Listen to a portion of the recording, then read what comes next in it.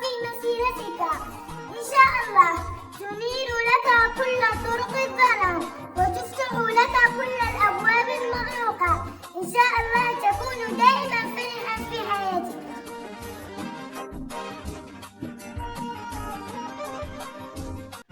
فضلا إذا كنت ليس حاسدا، ضع إعجاب لصفحتي واشترك في قناتي مانجر.